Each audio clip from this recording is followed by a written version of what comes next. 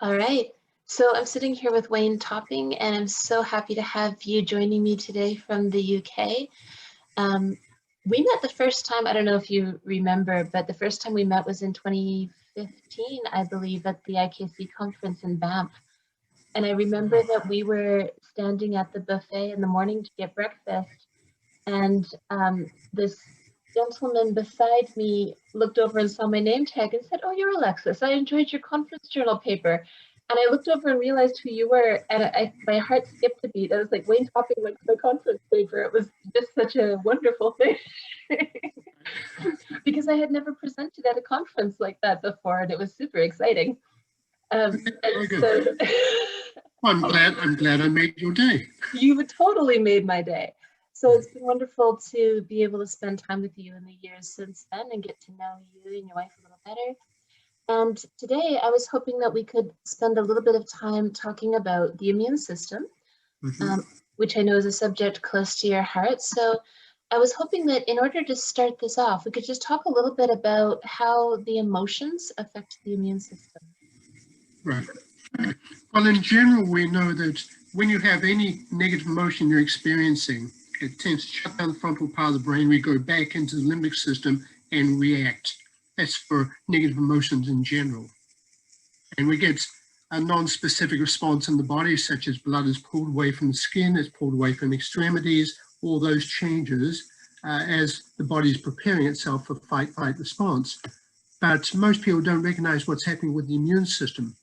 Many years ago, decades ago, I read a book by John Diamond. You've probably read it, Your Body Doesn't Lie. Do you remember that? And one of the things that impressed me was the fact that he showed the thymus could shrink by up to 50% within size and weight within just 24 hours as a result of stress. And I'm wondering, wow, why would that be? Wouldn't you want the immune system to be strong under those circumstances? Well, there's only a certain amount of energy that the body has. There's only a certain amount of blood available, and certain things get top priority under those fight or flight or emergency circumstances, which is big skeletal muscles, heart and lungs, the vital organs, so we can run out of harm's way or fight off the aggressor, that type of thing. But the immune system takes a lot of energy. It can be shut down temporarily if it's a true emergency. And that's fine, but these days we don't have a true emergency. We have a chronic, ongoing, unfolding pandemic. So there's a lot of stress because you look at newspapers, TV, social media, those sort of things attract our attention with negative stories, negative headlines. So people being stressed out of their gourds all the time, and that's having a chronic, debilitating effect on the system, particularly the immune system. At the very time, we need to be strong. Right. Well, it seems extremely unlikely that we would be able to start working with people in hospitals and in retirement homes and that sort of thing, holding their ESRs as we would generally do for sort of general emotional stress and bringing that down into balance. So how do we help those people then? What is the advice for the people that are sort of isolated right now? Yeah, well, that's true because, for example, I saw the problem when I was teaching in Russia. I gave a lecture to a large group of over 300 teachers, and a lot of them had been exposed to brain gym, and they're really excited because they can see here some relatively simple exercises. They could bring about significant change within young bodies and brains to prepare them for that learning environment. But the frustration was they couldn't sell the administration on why this was so important. And I imagine the administrators are thinking, how on earth am I going to explain these strange exercises to parents? And rather than allowing what could be used for the benefit of the students, they shut it down. So I saw their frustration. So I realized, yeah, there's no way the government's going to allow us, a lot of kinesiologists, to run around old folks' homes teaching the stress release because it's weird. It's not part of the medical model. So what can we do? We have to start taking a different approach, looking at how we can help them. And one of the things that comes to mind is a study I remember reading about in the United States where they had an old folks home. And as an experiment, they divide the old folks into two groups. One group was given an assignment and the other group was not. And what they found at the end of the study, the group that was given the assignment only had 1/3 the illnesses 1/3 the sickness of the other group, 1/3 the deaths, 1/3 the illnesses. And so you're thinking, well, that must be a pretty powerful assignment. No, it wasn't actually. They were just told it's your responsibility to water the plants. That's all. And that drastically decreased both illness and death. Why? Because they had a purpose. And even though it's a small purpose, the point is, as people get older, they don't need much of a purpose in order to stay alive and be a lot healthier. So if I was in charge of rest homes, what I would be doing, and of course they probably hasn't occurred to them that they could do this, is figure out what small tasks can we get to do each of these people to do so they can do something that allows them to serve a purpose, so they feel some sense of fulfillment as if they're contributing to the community, and that would greatly strengthen their immune systems. But you're not going to hear all that, because what we have is a modern warfare type approach. It's all cranked up to combat it as if it's a battle, and they're not looking at a lot of the social factors and the research that's available to saying that there are a lot of very simple things could be applied for a lot better benefit. That's really interesting. I wouldn't think of just something as simple as having to care for a plant as being that kind of strong immune stimulant. Yeah. But that's interesting. And then of course you think about how that would also help with your microbiome, and it would, yeah, there's all kinds of great stuff happening there. And the other thing we need to look at is in terms of at this particular time. Well, okay, let's go on to the next question. Well, I was just going to follow up from that, because I mean, it's not just people in retirement homes that are feeling alone and purposeless right now, right? A lot of people are really struggling with isolation. So how do we work with that? Yeah, well, isolation is a really big factor. And again, another study. I like studies because once you look at a study and get the major lesson, then you learn the principle from it. And I remember reading about a place called Roseto back in the United States. This is about 75 miles north of Philadelphia in the eastern part of the United States.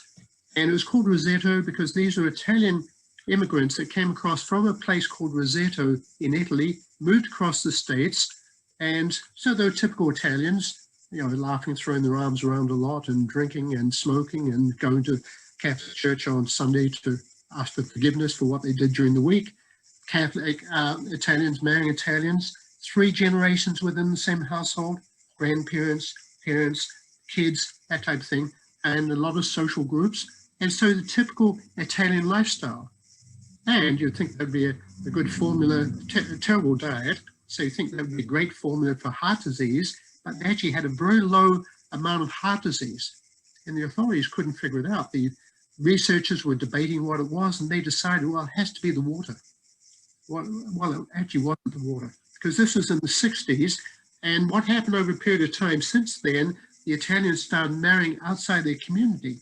So Italians started marrying Swedes, which there should be a law against. It doesn't happen. One is very emotional and the other is very reserved. It's not a good combination. But you had Italians marrying non-Italians. They stopped going to church.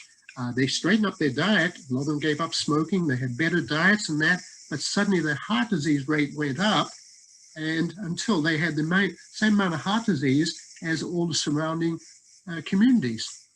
And then they realized it had nothing to do with the water. It was actually the social cohesion. As long as you had Italians living together in the extended family systems they have, going to the same church and all talking the same strange language, and the same social groups, they had that social cohesion which gave them the strength against heart disease. And as soon as that got broken, that social cohesion, by becoming Americanized, then they lost their protection against heart disease.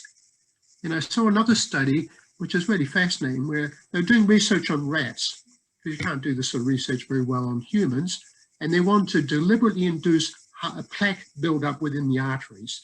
So they're feeding these rats a terrible diet to clog up the arteries as fast as they can. So they kill the rats, open them up, and look at what the plaque buildup would look like within the arteries as the heart disease was advancing. And it was going great. They had plenty of cadavers to open up. The only thing was, there's one group of rats that just weren't doing what they're supposed to. They weren't dying from heart disease. And they observed and they found out there's a woman in charge of those particular rats, and what you do is go stroke the rats and talk sweetly to them and things like that, displaying a lot of tender loving care to them. And that was fouling up the experiment because her tender loving care toward the rats more than compensated for the terrible diet, and so the plaque wasn't building up within those arteries. So that mishap actually showed them that the emotional factors were far more important than the terrible diet that they're on to deliberately induce this heart disease. So if you have a husband that's on a lot of junk food diet, just wait till he's asleep, and then just say, I love you, honey, I love you. So more than compensates for the junk food diet. No, the emotional factors, the social factors, as it turns out, are a lot more powerful than a lot of the things we tend to give most credence to, which would be nutritional and exercise, things like that. Yeah. You know, we live in a very small village here, and it's a very traditional, there's sort of two different groups of people in this little village that I live in. One is the local Costa Rican community, the Tico community, where you see it's very similar to what you're describing with the Italian community that you were reading the study on. Like the families here, it's very typical that when your children grow up and they get married, you simply like cut a little chunk of your property off for them and build them a little house over here. And everybody kind of intermingles. And, you know, there's basically three families that own this village, and everybody is close to all of their family, and all the kids are together all the time. And then you have the expats here, who are mostly people who have moved here from Canada, the US, Europe. And it's one little family, right? Or one person, even worse. And they don't have that same kind of community. The expats that are here tend to be here because they are looking for a more self-sustainable, healthy lifestyle. So we all eat really well, we all work out, we all do all of those things, right? The Ticos eat a diet in this area that a lot of people would consider to be very much junk food. But they have the family network and the community support, and they're so happy. And it is absolutely a joy to spend time with my neighbors and their families because they have that, right? And they're not getting sick, you know, and they're not concerned right now about what's going on in the rest of the world because they have their own tight little community here. So what you're talking about is the benefits of the tight community, but under pandemic conditions, that's been totally disrupted. I'm not sure about over there, but here, the old folks are stuck away, can't the grandkids, because the grandkids might carry the virus and infect them and kill off the old folks. So a lot of the old folks haven't mixed with their grandkids for, we're talking about maybe 5 or 6 months. They're by themselves. And one of the worst things you can have when you become older is loneliness and isolation. It's a disastrous combination. Right. Okay. So kind of taking this into a slightly different place then for a moment, one of the things that we're really encouraged to do when we are working with a system like Touch for Health or a lot of other kinesiology modalities, we're encouraged to not just do balances, but to do balances with specific goals. And I'm thinking about this also in relation to what you just said about how having a task and having some kind of focus seems to help your immune system. Do you have any thoughts about why it's so important to be setting goals, or how we can set goals that are going to help support us through this time? Yes, well, they did a study. This is called the Body Age Study that was done in the 1980s up in Canada by the Canadian Institute of Stress. Because they wanted to find out what was most effective. There, they weren't talking about decreasing stress. They actually wanted to reverse the biological clock.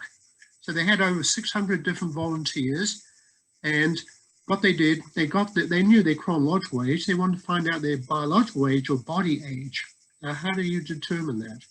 Well, they looked at blood pressure, they looked at resting heart rate, skin elasticity, they dropped something and see how quickly you could catch it, those sorts of things. Then they looked at number of wrinkles, length of the wrinkles, depth of the wrinkles, dark circles under the eyes, all those factors, get some sort of measure of biological age. Then what they did is put them into 5 different groups. One group, they assigned to nutrition, so really healthy nutrition. Another group, relaxation. Another group, exercise.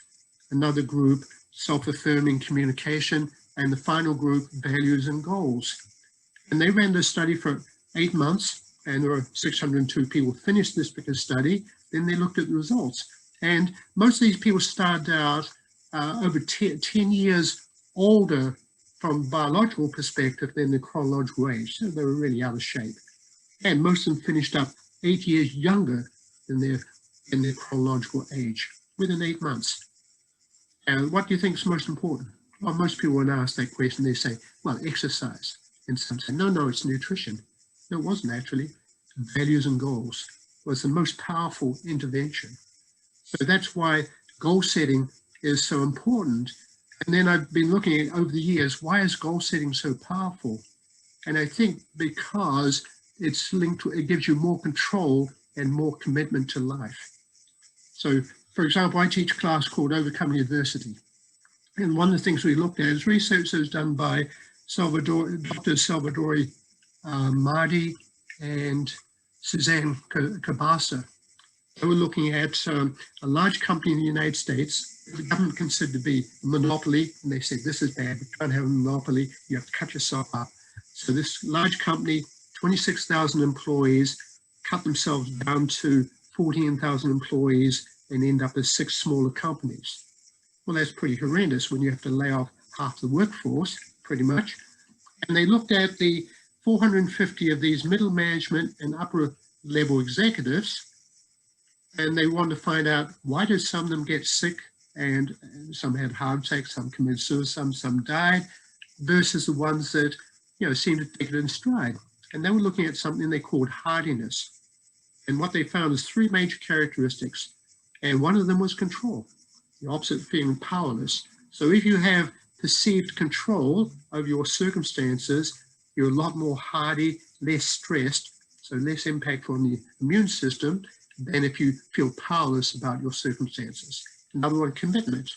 The other one's challenge and threatened, but those two, control and commitment, both ally with goals. Those who set goals, who have direction, mission, purpose in their life, are less buffeted by life's circumstances, have a direction, focus, are more likely to stay on course, and less stressed by something like a coronavirus, for example. Okay, so you're feeling like it is the reduction in stress that would come with goal setting that would help it to, that would positively affect the immune system? Well, I remember listening to John Thie once at a conference. And I remember this one because he was, by the end, what he was doing was a fix as you go, balance. So nothing sophisticated, didn't use the wheel, didn't use 5 elements. He was just using neurolymphatics, neurovasculars, tracing meridians, whatever was required to balance out the muscle. And he said, even if it took him 60% of the time to define the goal, that was the most valuable part of that session. And I'm thinking, well, of course, if it takes 60% of your time to define the goal, obviously the goal was not very sharply focused in the first place. It had to be nebulous, had to be unfocused in that. And if it took that much time to get clarity on it, once you've got clarity on it, you're probably going to achieve it whether or not you did any balancing, because that's the crux, the most important aspect of the goal balance. That makes sense? Yeah. I watched Matthew in an instructor trainer's class once doing something similar. He was doing a balance with someone and just kept asking her questions while she was clarifying her goal. Yeah. And sitting there in the class, it was driving me insane because I'm not a patient person by nature. And I was looking at it and going, obviously, this is where she actually needs to go with it. Why don't you just put her there, right? Like, my own impatience was coming up. It was a few years ago. And then I watched him just so gently continue guiding her along as she got there. And when she got there, I swear, it was like every light came on. And I don't think he had to do anything really for the balance, right? Like the balance at that point was so simple because it was like the hard work was already done. Right?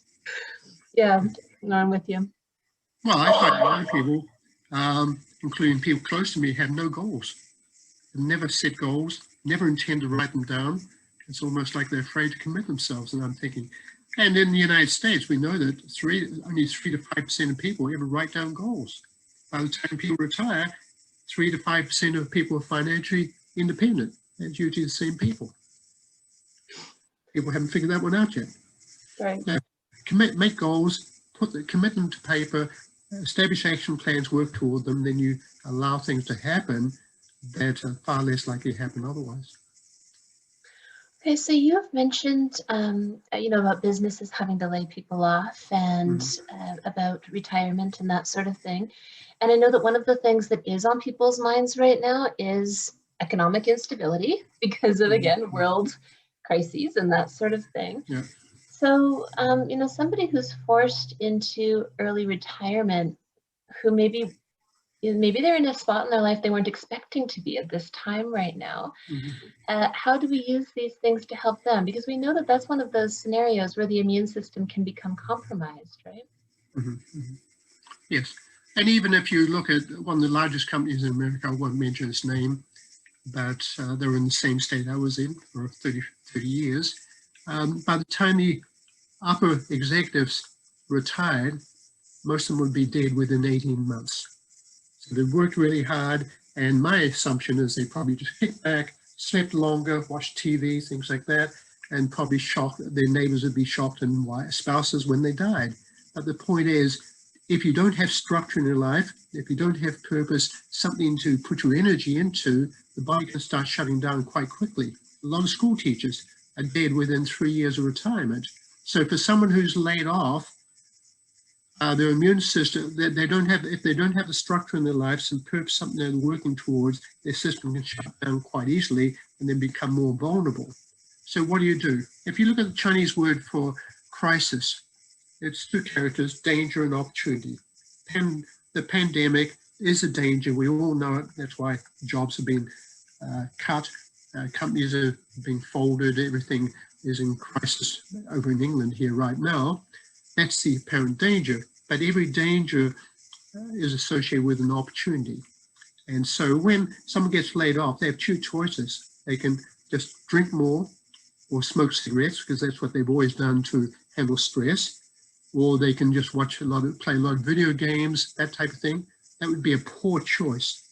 Better choice is say, look, I didn't ask for it. I've got this time on my hands now I hadn't asked for. Let's find out what I can do with it. So if you've ever thought about, or maybe even dreamed about possibility of writing a book, get down, start writing the book. If you've ever dreamt about maybe becoming proficient in a new language, that would be the opportunity to get stuck in, learn a new language. Well, for me, I read 4 books a month. I've been doing it for many months, and it keeps me on top of my game in a number of different fields, financial and those sorts of areas as well, apart from work. And I do that to keep myself fully focused, things like that, because I realize the danger of just having too much time and getting too lazy in that. So that would be the challenge. What can they put their energy into that would give them a sense of purpose now they have the time available? Because I remember a case where I was working with a woman from one of the states in the United States. When she flew into state to take class from me, she had the highest homocysteine levels they'd ever recorded in her particular state. She was described as a heart attack waiting to happen. Now, you're familiar with social readjustment rating scale? This was by Thomas Holmes and Rahe back in 1967, where they said 100 the death of spouse, that type of thing. Yep. Normally, the researchers at that time were saying, well, if you had 300 life change units over a period of 1 year, then there's about a 90% chance of becoming ill. That's 300. Now, her score was 1,800, by far the highest I've ever seen. So when I had her in class, I realized, hey, if I don't do something about this to help bring that stress level down, she might not even get on the plane to fly back home. So at no cost to her, I worked on her a couple of evenings to bring that stress load that she was carrying down as low as possible. Now, then she got so impressed, she started inviting me back to her state, and I started teaching classes there. And I realized that a lot of things going on in her life were not under her control. And I won't mention them because she had high prominence in that particular state. things certainly not under her control. Now, if she focuses too much energy on things that she has no control over, she's just going to get angry, frustrated, lots of negative emotions, which will make her immune system go down. She'll be more vulnerable. She'll become ill quite easily. So forgetting about that, we decided, okay, let's focus on areas where you can exert some power and some control. And so she became a touch health instructor. She became a brain gym instructor, set up her own business. And once she had her own business going, then she could merrily go ahead there, help people in the local community, be an asset to the entire state, and maintain these other things over a period of years, just work their way through the system. But what we did is got to focus on areas where she could exert some control rather than focusing on areas where she had no control. That makes sense? It does, and I love laid that. off, yeah, you can't afford to focus in on what's not happening in your life. You have to start redirecting your energy and make things happen in another area to get a sense of purpose, mission, drive, that type of thing. So what I was saying is that it's such a proactive response, what you're talking about there, right? Yeah. The big thing is to be proactive rather than reactive, and being proactive, taking that on, moving forward, rather than waiting for the next bad thing to happen to you, right? Yeah, and a lot of people in life are reactive. Yeah. And particularly under the current circumstances. Okay. So then how do you like to go about accessing and balancing the different energetic structures that are involved in the immune system? Okay, so you're talking about a more kinesiological approach now. Yeah, okay, practical stuff. Most of my early training was not in Touch for Health. I became Touch for Health instructor in 1977. Back in the old days, we had a 2-day class and straight into instructor training. But I met John Barton soon after that and decided to take training from him because I was really impressed with the fact that he could have a muscle out of balance and he had about 14 different ways to balance it. A lot of work with the emotions and nutrition. I love that. So I started working with him, and biokinesiology is different from most other kinesiologies. Most kinesiologies are based on a 14 meridian model. The 12 meridians you have in the wheel that we have in the Touch Health book, and that we have in the 5-element model, and the central governing. Why the central governing? Because they have their own acupuncture points. One runs up the front, one runs up the back. And so most acupuncturists, most people in kinesiology work with those. But there are the 8 extra meridians, which include the central governing, and another 6 that are actually set in, I believe, in the body before the others get established. Now, one of those is mobility yang, and that's associated with thymus. And when you look at the emotions that affect that, this is a researcher, John Barton, it's feeling life's difficult, feeling troubled, life's too much responsibility, neglected. Well, just look at all those emotions. Those are the emotions that are being triggered now. Neglected, these older people feeling neglected. They haven't seen the rest of their family sometimes for months. So they're feeling neglected, forgotten, and too much responsibility.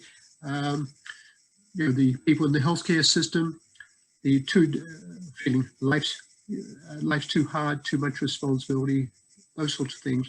And so one of the things I would do is check the thymus reflex, which is up here bilaterally alongside just alongside the midline.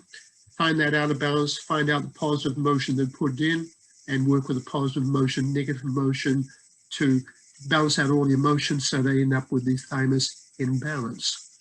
Now, the other thing is some people are being exposed to John Diamond's work, and they might say, well, John Diamond says that faith is the emotion that's associated with the thymus, not the emotions I just rattled off.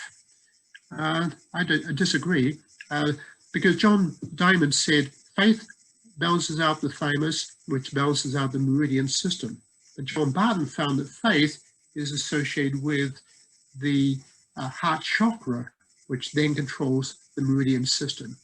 So here you have John Diamond, John Barton, both pioneers in the field, both originators of BKs, behavioral kinesiology and biokinesiology, both agreeing that faith is a major emotion that controls the meridian system. Now, when you look at that faith, what's the negative opposite? Well, John Barton had unfaithful, and other options would be despair, hopeless, helpless, fear, those sorts of things. Well, guess what people experience a lot of these days? Hopelessness, fear, despair. I mean, and those can be pretty vulnerable. I mean, there's a difference between feeling depressed. If you're depressed, you could probably pick it up. You wouldn't have as much energy. You wouldn't be combing your hair, things like brushing your hair, things like that.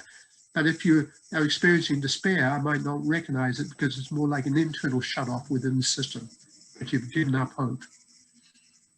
And that goes back to, I was reading a book by, well, you're probably familiar with it, by Viktor Frankl, Man's Search for Meaning. Mm-hmm.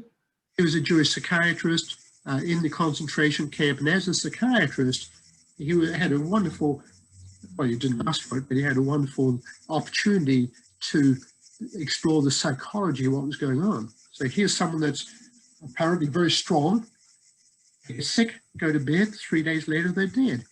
And yet here's a weak, vulnerable, puny little man, and yet he survives the experience. So as a psychiatrist, he's asking himself, what's the difference?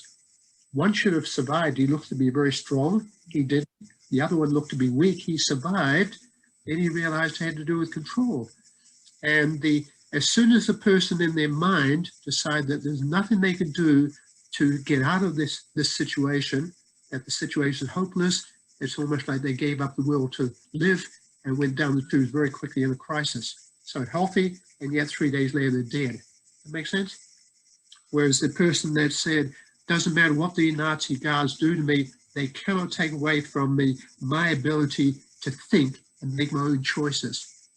And even though there wasn't very much control in those circumstances, it was enough to allow a person like that to stay alive, where the other person, as soon as they let go of the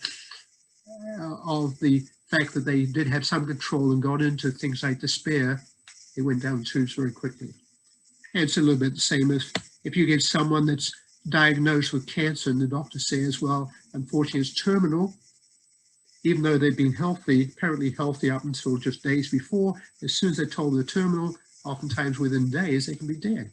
I've observed that over the years, but I realized, as soon as they're told by the authority figure that the situation is hopeless, they go into that despair, give up, and the system can shut down quite quickly.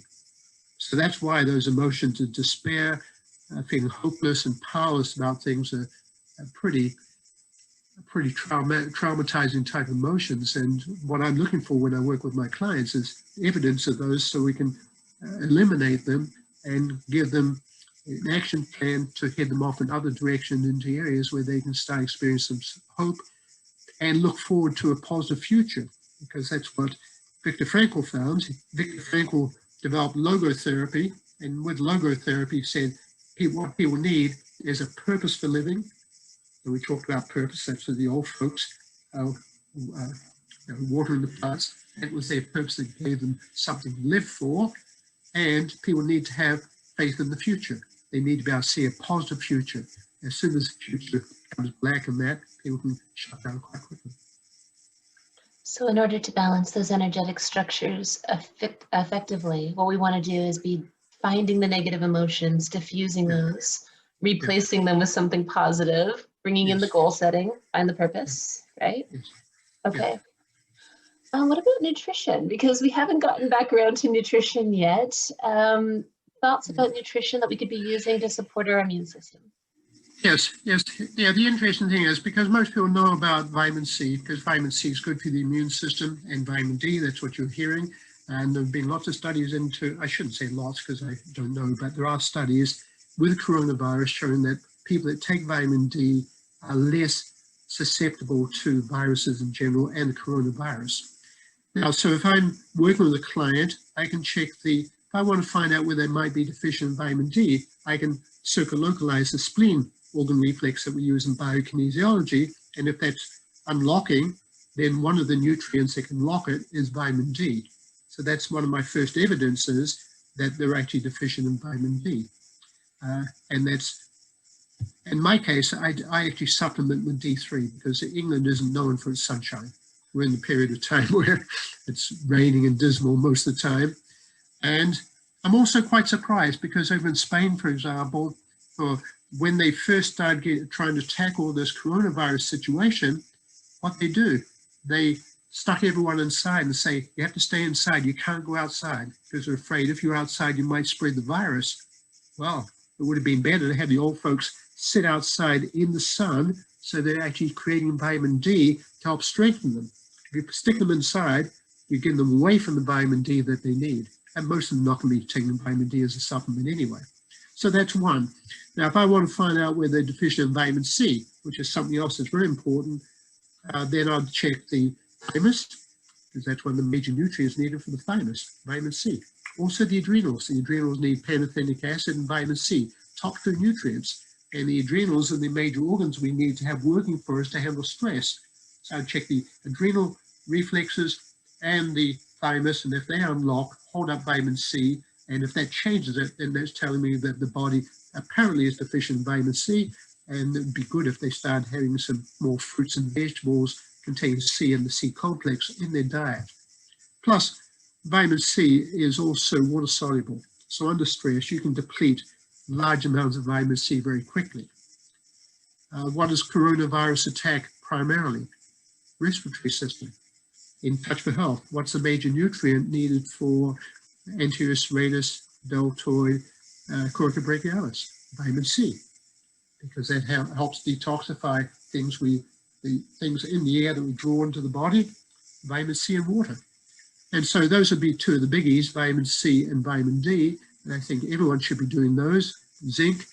Then you get into, there are lots of vegetables, broccoli, Brussels sprouts, garlic, lots of those things that are very rich in vitamin C.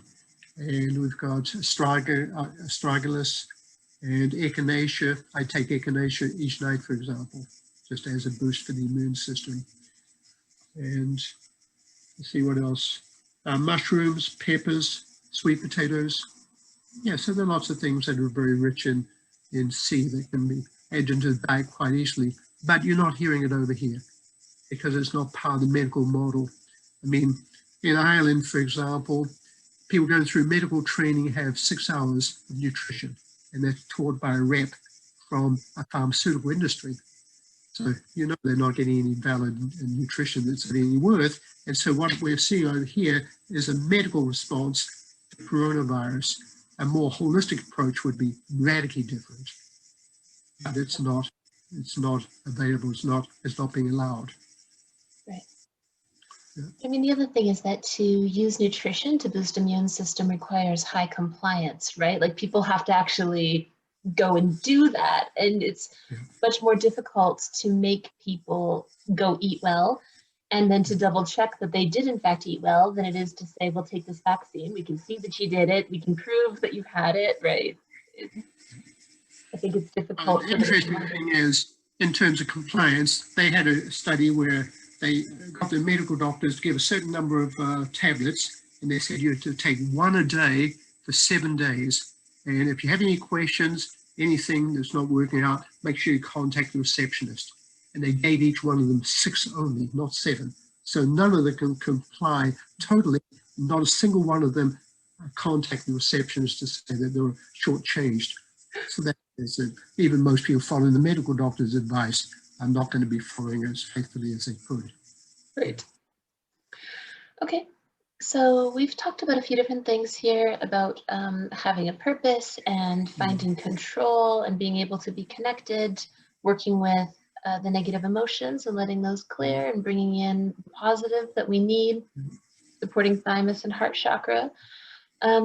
What other things could we be doing? You know, we as practitioners for ourselves, for our families, what do we do to take care of ourselves right now? Well, okay. One thing that I often use, because people that know me know that I like simple things. I found after decades in this field that some of the most powerful things are actually simplest. Now, there's always a tendency for people to dismiss simple. They think if it's too simple, the medical people would be using it. Well, that's because they don't understand the medical profession. And the other thing is, more complicated isn't always more superior. So what I'm about to tell you is very simple, but I can tell you it's incredibly effective. I use it a lot. This is the Pennebaker method. It was developed by James Pennebaker. He was a professor, psychologist down in Southern Methodist University in Texas, Dallas, Texas. And he observed that certain of these young co-eds, for example, that maybe had been date raped, or there maybe had been some incest, or something had happened, something traumatic in their lives, and they hadn't trusted that they could go to psychologist, counselor, rabbi, minister, priest, or anyone to talk about the issue, which means they've stuffed it. And he's assuming that somehow the fact that they've had this terrible experience and stuffed it, which meant they haven't dealt with it, is somehow contributing to the fact that these are the ones that are always going to the infirmary, they're always sick. So he asked himself, how can I help people that are too afraid to talk about what they've gone through? Now, presumably, if they were Christian, they could pray to God. That's expression beyond self. They couldn't talk to anyone, but they could certainly write about it. So he came up with a method where you literally write about your experience with deepest thoughts and feelings as fast as possible for 20 minutes, and do that 4 days in a row. Don't worry about spelling. Don't worry about grammar. Don't let anyone else read it. But it has to be deepest thoughts, has to be deepest feelings. If you just do one or the other, it's probably not going to work. If you do that, sometimes first day, nothing much happens, but usually by the second day, you get a lot of anger or a lot of deep emotion that you put a lid on at a cost, because you use a lot of energy to keep a lid on that. And because you're using a lot of energy to keep a lid on it, that's less energy for the rest of the system to operate, which is why the immune system's being weaker for these people. But once they start working on it, up comes these unresolved emotions, and they don't even need to do stress release, don't even do anything about it. They've surfaced, and then they disappear. And by the end of 4 days, they work through those experiences, and then they normally come to an acceptance, clearer understanding of what was going on, a lot of times inner tranquility.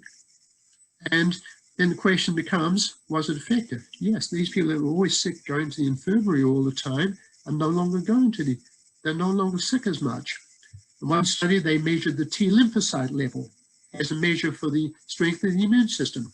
And the T lymphocyte level was here, and then straight after the experience, 4 days, up it went, and several weeks later, the T lymphocyte level is still elevated. So we have lots of evidence that even though it's a very simple technique, it's very powerful. And I've used it, well, I'll just give you 2 experiences to show how powerful it can be. I worked with a woman once. She needed to be baptized in a particular church, but she was afraid of water. She wouldn't even, if her husband was out by the pool at a hotel, she couldn't even look out the window because she'd see the swimming pool, and that would freak her out. And there's reason for it, because when she was younger, 2 kids tried to drown her. So we know what the problem was. And so I did diffuse instructor motions approach and got rid of that quite quickly, in a few minutes. But then I thought, just in case there's something else there, let's have her write about it using the Pennebaker technique, just to see if there's anything else there, because that'll allow it to come to the surface. And just as well we did, because guess what? Some other memories that she had, but she'd put a lid on, so she didn't have any conscious awareness of, came up to the surface. And consequently, she did that herself. And then a week later, she got baptized, dunked under water, no fear at all of water, totally gone. So there was a case where giving her that as an assignment after the work I'd done achieved greater results than if I hadn't thought to do that. Another of my friends was a top teacher in a large school of 2,000 kids, and she used to do kinesiology on some of them that were running into problems. She'd been there for decades at the school, and she got so busy, she couldn't do that anymore. So when people come in and talk about how traumatic their home lives were, she'd just give them the Pennebaker technique to do. They'd do that. She'd tell them to come back in 4 days' time. They'd come back and they'd talk about how radically different they felt. So yes, very simple, but very powerful. This could be taught to, we could do it as practitioners. You can do it over traumatic experiences you've experienced in the past, or if you're going through a prolonged stressful period, such as we have now with the pandemic, we could do it on an as required basis, writing about the current experiences going on in our lives as a way to get the stress out of the way. That makes sense? And you usually do this as like a homework assignment after you've done a session on the issue as well? Yes. In one case, I was working with a woman that, for example, I won't give the details, but in this case, she had cancer, had gone to remission, came back, and I found out details of the relationship with the husband.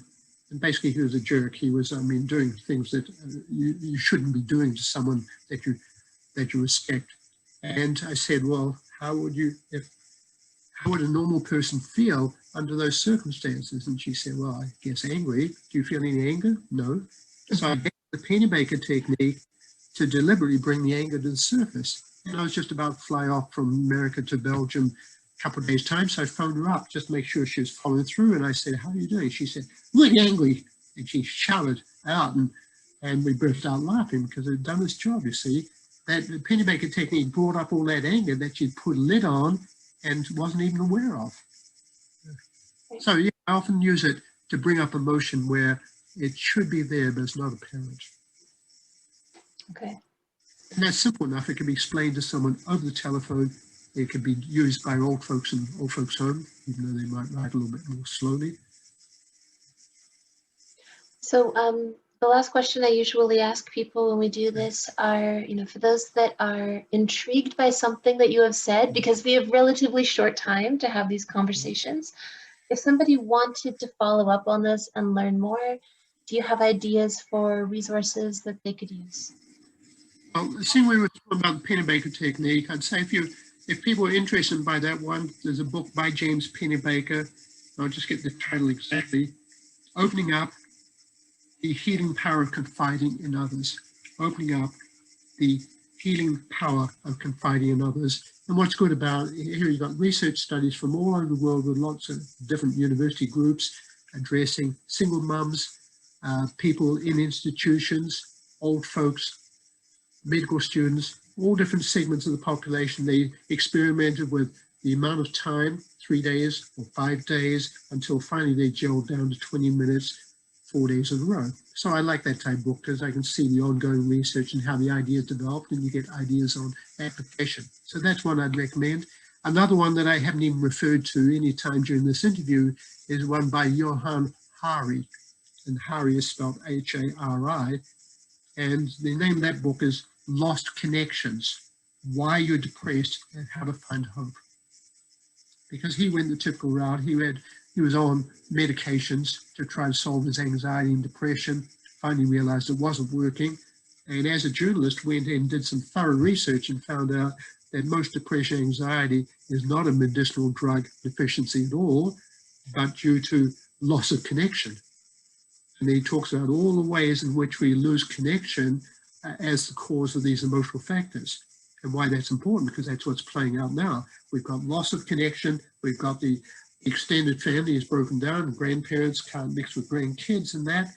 And with that loss of connection, then you go into things like anxiety and particularly depression. So we've got Prince William, for example, saying, we've got a major mental health crisis on our hands now because of the COVID-19.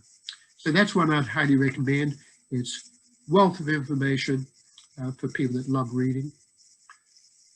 Yeah, okay. And the material, a lot of the others, I teach a class called Overcoming Adversity, so a lot of it's out there because I've read a lot about resiliency, overcoming adversity in general, and piled together a lot of the techniques that I find most useful that relate to the sort of things we've been discussing.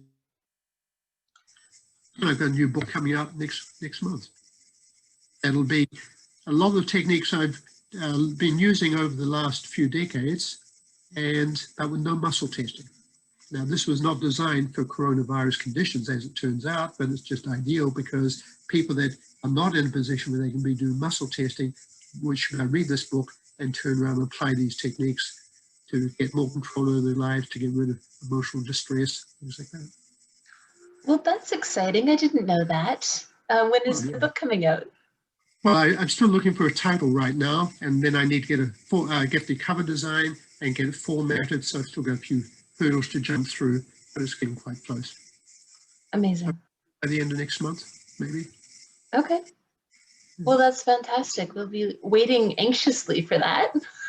Right. All right. Well, I just want to thank you so much for this, because for myself, I know that when all of this sort of started last year, I was watching, there seems to be a tendency, even among practitioners, to want to get in to start like formatting the virus and looking at the pathways and that sort of thing. And there's definitely power in that kind of information.